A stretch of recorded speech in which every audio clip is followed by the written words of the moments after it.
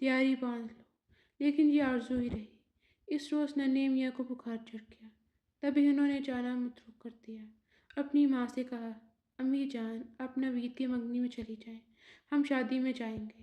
ہمارے بیٹے کی طبیعت ٹھیک نہیں ہے، ایسا نہ ہو سفر میں مزید بگڑ جائے۔ یہ سن کر میری خوشیوں کی کلیوں پر اوس پڑ گئی، ساری مسرت ہوا ہو گئی۔ ارشد سے کہا کہ ننھے کی طبیعت اتنی زیادہ خراب نہیں ہے، ہم 5-6 گھنٹے کا سفر آسانی سے طے کر لیں گے۔ کہنے لگے، میں لاہور سے ملتان ڈرائیو نہیں کر سکتا، ٹرین میں مشکل ہوگی، امی ابو کو جانے دو، ہم شادی میں شریک ہو جائیں گے۔ میں چپ ہو گئی، ان سے بحث کرنی فضول تھی، جانتی تھی کہ ان کا سفر کرنے کا موڈ نہیں ہے، زیادہ اصرار کروں گی تو اکھڑ جائیں گے۔ صبر کے گھونٹ پی کر خاموش ہو گئی۔ چچا چچی ملتان چلے گئے اور میں حسرت سے ان کو دیکھتی رہ گئی۔ 3 دن کے بعد وہ لوٹ آئے۔ امی کو میرے شریک نہ ہونے کا دکھ تھا، آخر کو سگی بہن کی منگنی تھی۔ انہوں نے مجھے فون کیا، میری آواز بھی بجھی ہوئی تھی۔ تبھی انہوں نے ڈھارس دی، کوئی بات نہیں گڈو، پریشان نہ ہو، بے شک تمہارے نہ آنے سے کمی محسوس ہوئی ہے، لیکن بچے کی صحت کا معاملہ ہے، نوید کی شادی 1 ماہ بعد ہے، تم آ جانا، ساری کلفت دور ہو جائے گی۔ وقت تیزی سے گزرتا رہا، 1 ماہ بھی گزر گیا اور پھر نوید کی شادی کا کارڈ آ گیا۔ میں نے جلدی جلدی تیاری باندھ لی۔ جانے سے پہلے 2-3 بار میاں نے اشارتاً کہا کہ ملتان میں سخت گرمی ہے، کہیں بچے بیمار نہ پڑ جائیں، اچھی طرح سوچ لو۔ مگر میں تو تپی ہوئی تھی، تنگ آ کر بولی، سوچ لیا ہے، سگی بہن کی شادی ہے اور میں نہ جاؤں؟ آپ بھی کمال کرتے ہیں، اگر آپ کی بہن کی شادی ہوتی تو کیا آپ شریک نہ ہوتے؟ ارشد کو چھٹی نہ مل سکی۔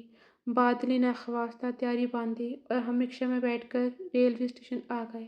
مجھے زنانہ ڈبے میں سیٹ ملی۔ تب انہوں نے کہا، میں تمہارے ابو کو فون کر دیتا ہوں، وہ تم کو اسٹیشن سے آ کر اتار لیں گے۔ میں کل پرسوں تک آ جاؤں گا، مجھے زیادہ چھٹی نہیں مل سکی۔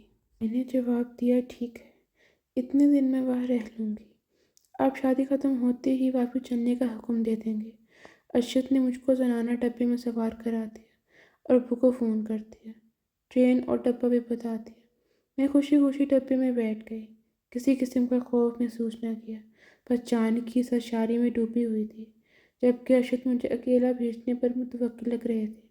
ان دنوں چچا چچی دونوں فلو کا شکار لگ رہے تھے، وہ نہیں جا سکتے تھے۔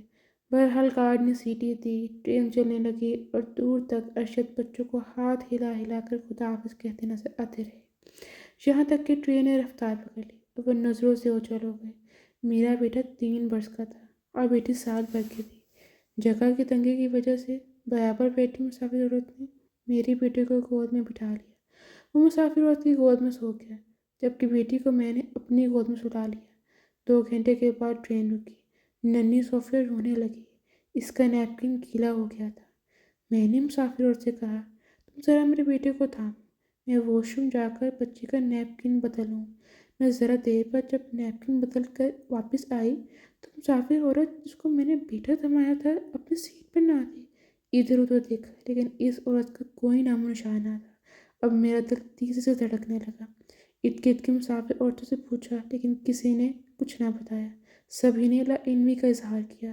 افسوس کہ میں نے مسافر عورت کا نام تک نہ پوچھا تھا، یہ بھی نہ پوچھا تھا کہ تم کہاں سے آ رہی ہو اور کہاں جا رہی ہو۔ جب میں رونے لگی تو مجھے روتے دیکھ کر کھڑکی کے پاس بیٹھی عورت اٹھ کر میرے پاس آئی، رونے کی وجہ پوچھی۔ میں نے کہا کہ اپنے ساتھ بیٹھی عورت کو میں نے بیٹا دیا تھا، وہ اسے گود میں لے کر بیٹھی تھی، بچہ سو گیا تھا۔ میں واش روم تک گئی، واپس آئی تو عورت میرا بچہ لے کر غائب ہو گئی۔ وہ بولی کہ ایک عورت ابھی پچھلے اسٹیشن پر اتری ہے، اس کی گود میں 3 سال کا بچہ ہے۔ کیا اس نے نیلے رنگ کا سوٹ پہنا تھا؟ ہاں وہی عورت تھی، لیکن اب کیا کروں؟ زنجیر کھینچوں؟ ٹرین رک جائے گی، پولیس آئے گی تو اسے بتا دو کہ عورت تمہارے بچوں کو لے کر اتری ہے۔ میں نے ٹرین کی زنجیر کھینچی، میں نے بہت کوشش کی لیکن یہ زنگ آلود ہو چکے تھے، میں اسے کھینچ نہ سکی۔ پھر ایک سرد رنگت والا آدمی وہاں سے گزرا، اس نے مجھے گھبراہٹ میں زنجیر کھینچتے دیکھا تو پوری قوت سے زنجیر کھینچ لی۔ ٹرین آہستہ آہستہ رک گئی، ٹرین کا عملہ آیا، خواتین رو رہی تھیں کہ پچھلے اسٹیشن پر ایک خاتون مسافر اپنے بیٹی کے ساتھ اتری تھی۔ کمپارٹمنٹ میں ہلچل مچ گئی۔ پولیس افسر نے مجھے نیچے اتارا، پھر اس نے میرے شوہر کو بلایا اور جو ہو سکا وہ کیا، پھر فتون نہیں ملی، پتہ نہیں وہ میرے لکھتے جگر کے ساتھ کہاں چلی گئی تھی۔